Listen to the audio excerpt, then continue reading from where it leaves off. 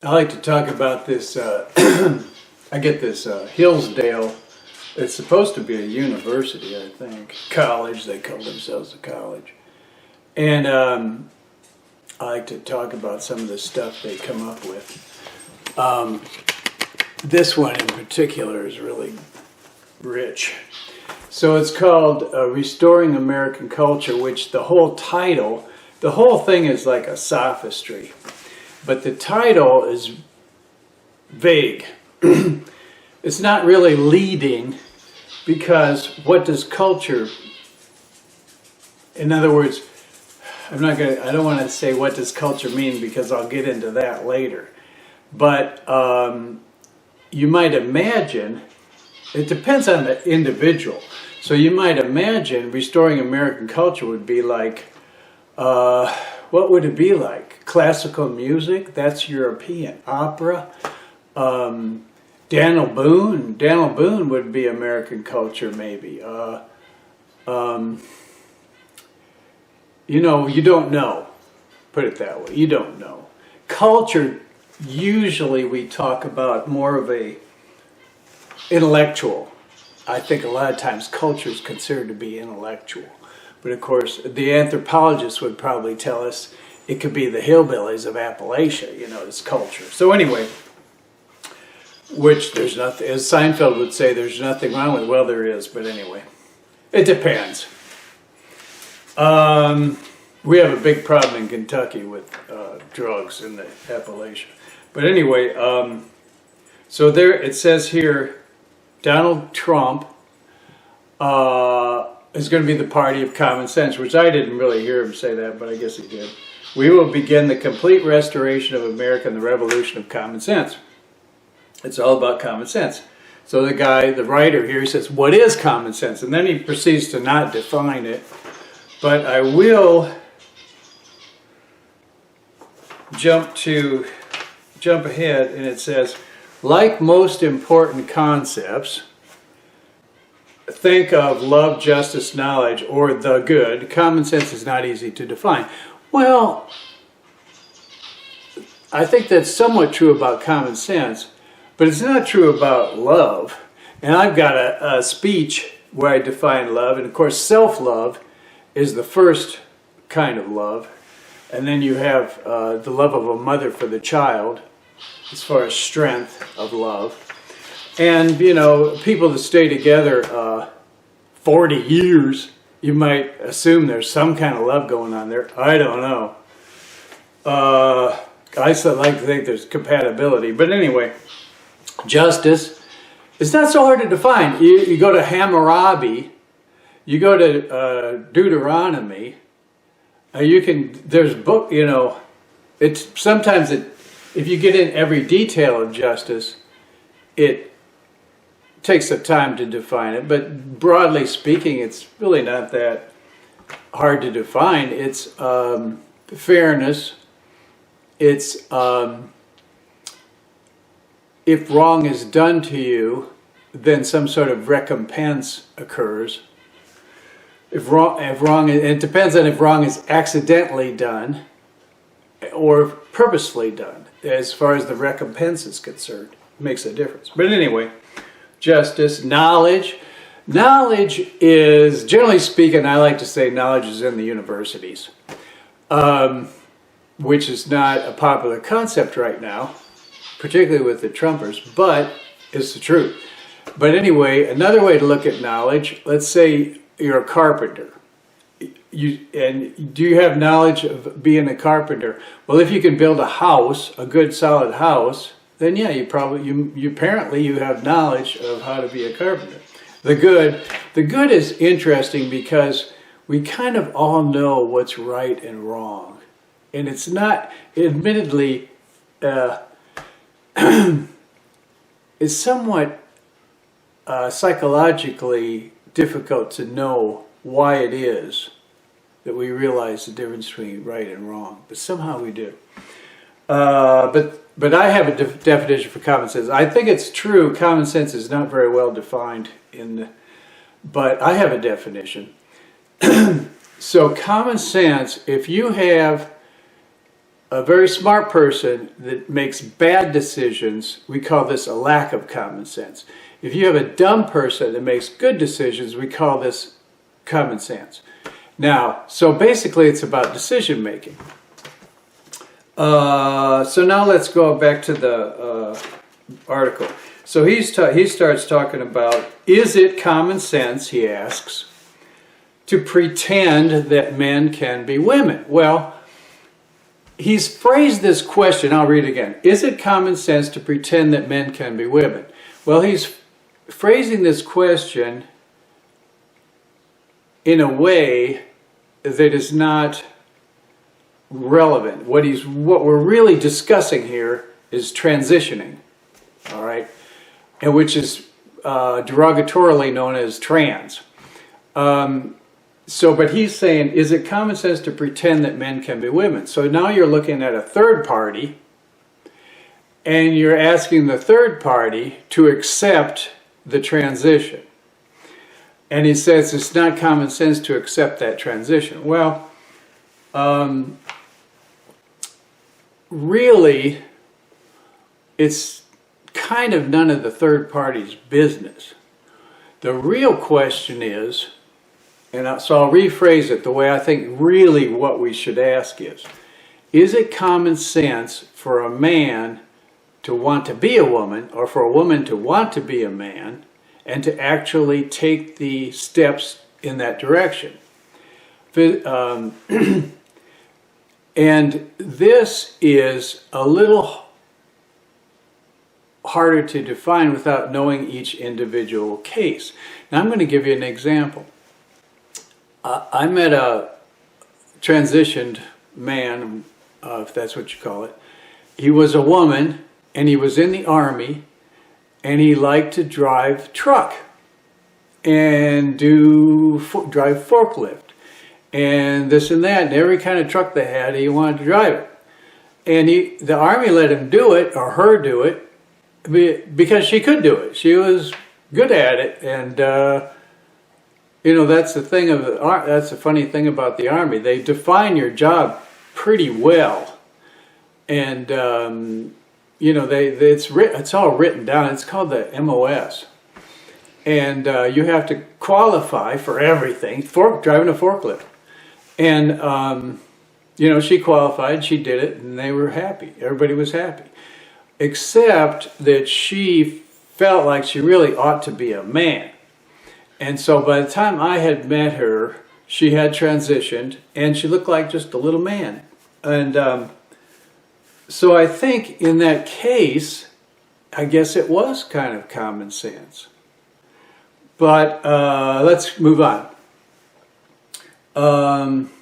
During a confirmation hearing, a sitting member of the Supreme Court professed to be baffled by that question. So here we've got, obviously, it's a liberal Supreme Court justice. And then she wasn't baffled. According to this, she really wasn't baffled. She only professed to be baffled. Okay. Now this is something that is difficult to know. If you were in the room, you might kind of get a clue, more of a clue, and maybe the person got a clue.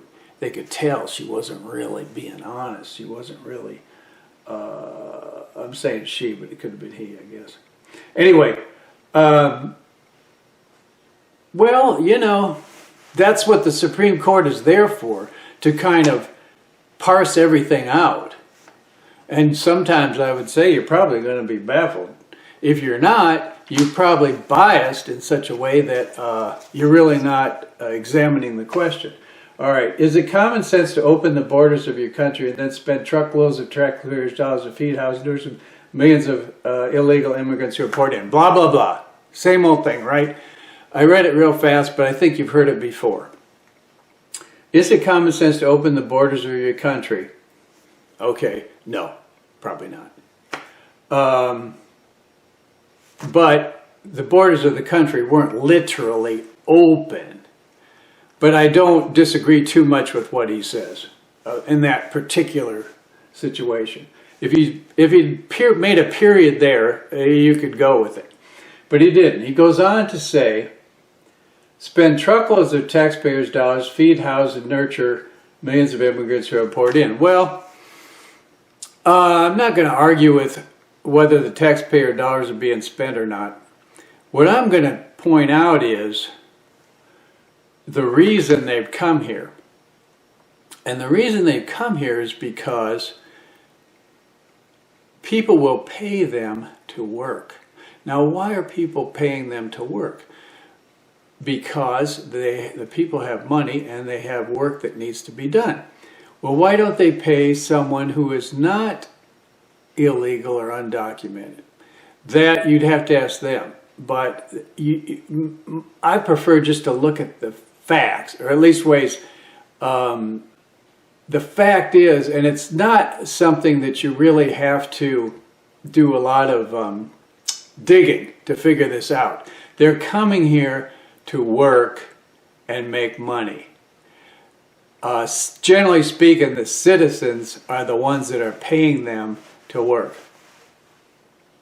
Now here's another one. To allow politicians to bankrupt the country by incontinent spending. Oh, we got dogs here. No, that's not kind. All right, maybe that. I could maybe put them. Okay, they're done. Is it common sense to celebrate art that is indistinguishable? I'm not even going to read this, but I will admit, I mean, we all know some of this art is rather peculiar, but they want to, they have to do something nobody's ever done before, is the biggest thing about art. And is that common sense? Well, I don't know, they're making money. Who's buying it? I don't know why they're buying it. They got more money than they need, I guess. I don't know. But it's not really all that relevant. I mean, that's people, that's the free country. People are free to do that kind of stuff. Now here's a good one. Is it common sense to rewrite history in an effort to soothe the wounded feelings of people who crave victimhood? All right. That is a totally subjective and, I don't know, it's almost irrelevant. It's basically a kind of a criticism of pop psychology, I think. I'm okay, you're okay. But the thing that we're really working on now with this new politics, this idea of rewriting history. All right, I'm going to tell you something. I went to, and you tell me if this is rewritten, well, I'll ask the question later. I went to Charleston, South Carolina. They have plantations there. I went to the plantation. They used to make bricks. The slaves used to make bricks. Among, you know, you hear about picking cotton and stuff. Well, they used to make bricks too. And the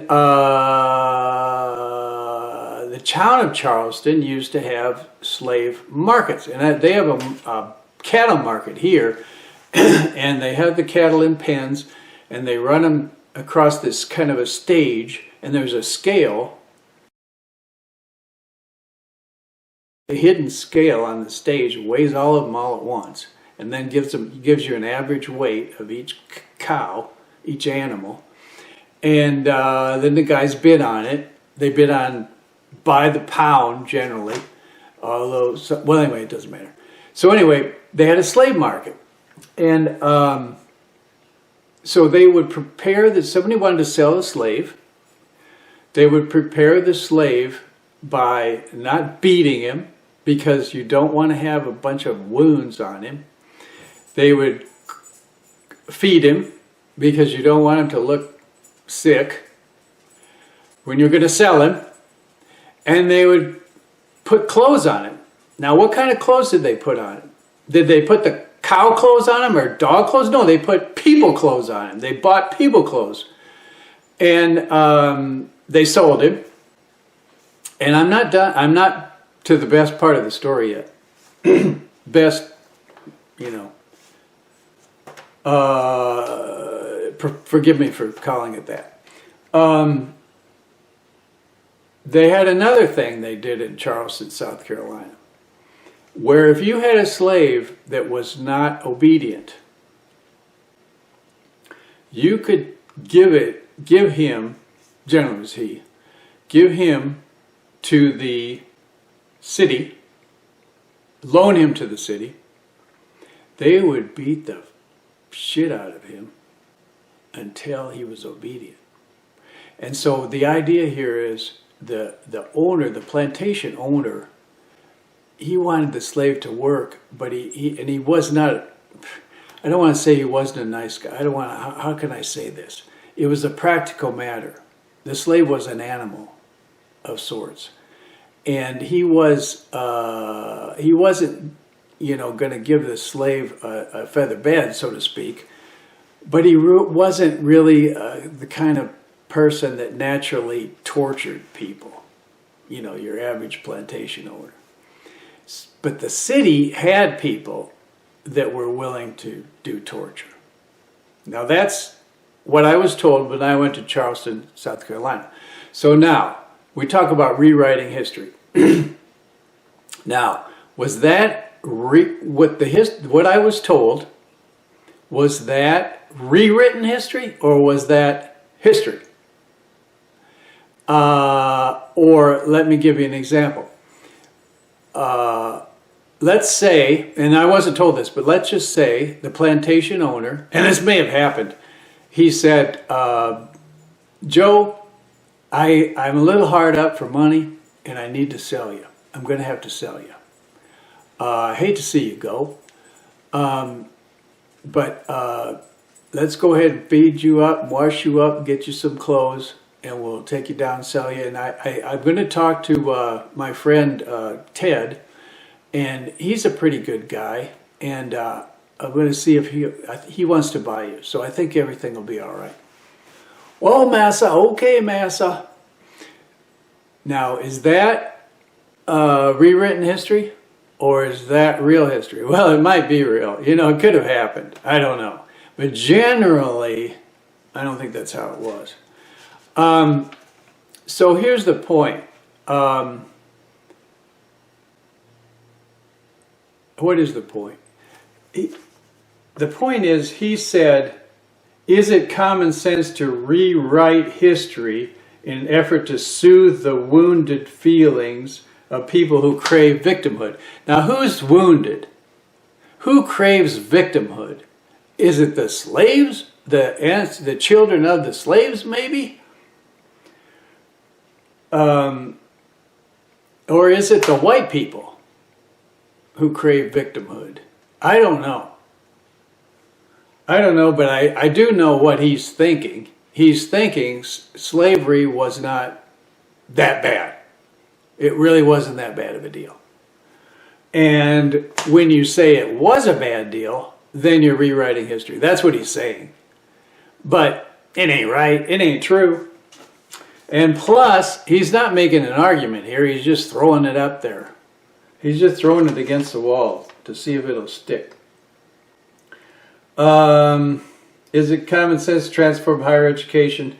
Blah, blah, blah. So now he's going to talk about the liberal attitudes in university, which exists, So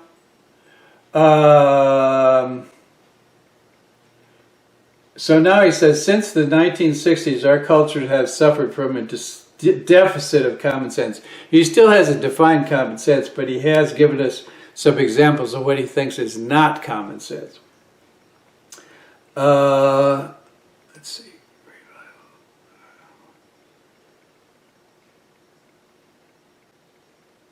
So President Trump's going to restore America through the triumph of common sense.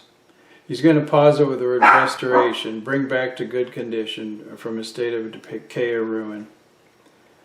So now he doesn't like gender affirming care. Then he says, anti-white racism is not anti-racism. Illegal immigrants are not undocumented new neighbors. Well, they are. You may not want to call them that. You might want to call them bastards, but actually they're undocumented new neighbors. Jesus says, who is your neighbor? Let's see. Then he says, a bisected cow in the tank of formaldehyde is not an important work of art. All right, fine. It isn't.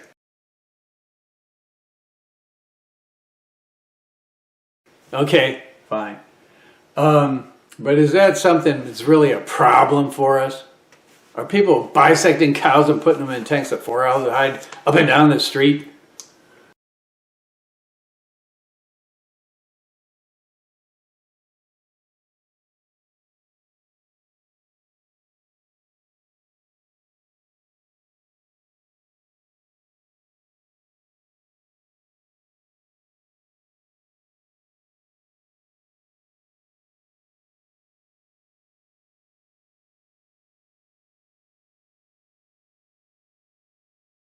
All right. Okay.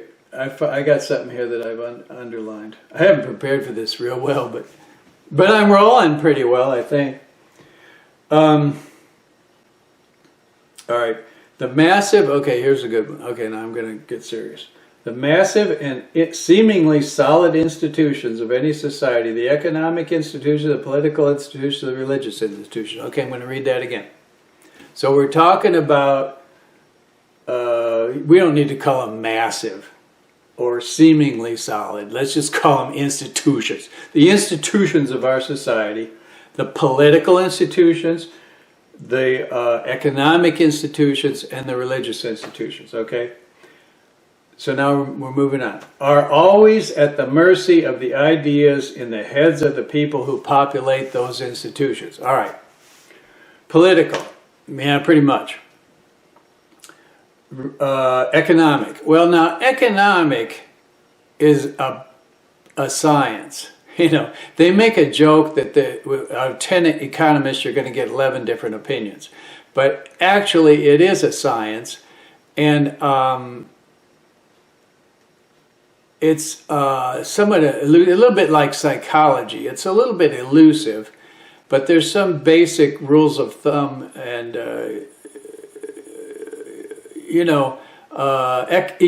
economics. In other words, we have the leader of the Fed is a man who is well versed in economic theory and study. Okay, he's an economist, and he's making decisions that help to stabilize the money, the dollar. So we're all, but we're at the mercy of the ideas in the heads of the people. Well, that's his job. Now, I want to talk about religious. You mentioned religious institutions. All right. A religious institution. At the mercy of the ideas in the heads of the people who populate those institutions. Well, that's the whole point. The whole point of a religious institution is to receive instruction from the heads of the people who populate. Don't listen to anybody. Don't believe anybody. Or don't believe the intellectuals. Don't believe the people who are said to have the knowledge.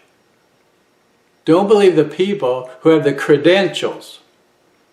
That's what he's saying. Believe the president. So he's talking about, I guess, stuff that he likes. Ernest Hemingway, Margaret Mitchell, J.D. Salinger, who I don't like, Catcher in the Rye, John Steinbeck, who is The Grapes of Wrath, not The Grapes of Wrath, East of Eden. Whew, that's a wicked book, East of Eden. I don't know if this guy read it. Just the name of it, might give you a clue. Barbara Tuchman and William Shear, I don't know who they are. Bertrand Russell, History of Philosophy. George Santayana, a couple of philosophers there, which I'm not big on philosophy.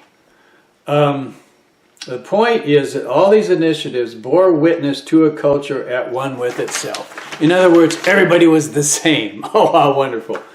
How wonderful for everybody to be the same. That's what they used to, I talked earlier about the brilliance of religious liberty. There was another one.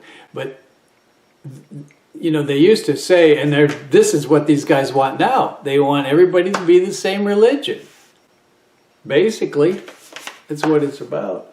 So, which is Protestant, moderate Protestant, conservative Protestant. conservative / moderate. Because you get too conservative and you're not allowed to do too many things. But anyway, of course they do them anyway, so I guess it doesn't matter. What do I want to say? But here's the big one right here. It was a culture innocent of the self-loathing that has been such a disfiguring feature of the elite American culture since the 1960s. Now in 2025, we're going to do common sense, affirmative, forward-looking, and normal. Oh, we're going to be normal. Now, the self-loathing of the elite American culture. I think it's not relevant. I don't think it's relevant. Who cares if the elite don't like themselves? Which is not true because self-love is the strongest love there is. But if they profess not to like themselves, if they profess to be, they feel guilty because they have money, I guess is what it is. Well, it's not that bad. But anyway, who cares? We're not the elite. We're the middle class. So why worry about it? And the kids here at university, hey, they're going to hear a lot of shit, you know, in their life. You know, I had my kid said something to me about, she said like phallic symbol. You had a teacher, everything was a phallic symbol. I say, oh, it's a bunch of crap. And then there was another one. What was the other one? But that's all. I just tell them it's a bunch of crap and move on. What was the other one? I'm going to pause. They just want to feed them a bunch of other crap. It doesn't really matter. Everybody's got to make their own decision. And really the way they make their decision is going to be based on their life and everything that's happened to them in their life. That's where their decision is going to be made. And you know, it doesn't really matter what their level of intelligence is. They're still going to make their own decision. And most of what we've got going now is not people making decisions for themselves. They're making decisions for other people because they don't know what to do about their own problems. So they're going to, you know, solve other people's problems. It's just like Jesus said. I'm going to rephrase it a little bit because he was such an exaggerator. Jesus says, you've got a stick in your eye, and you know your neighbor's got a speck in his eye, because both these refer to sin. So how are you going to take the speck out of your neighbor's eye when you got a stick in your own eye? Anyway, if I remember that other left-wing thing that my daughter said to me, she's at university, 3rd year.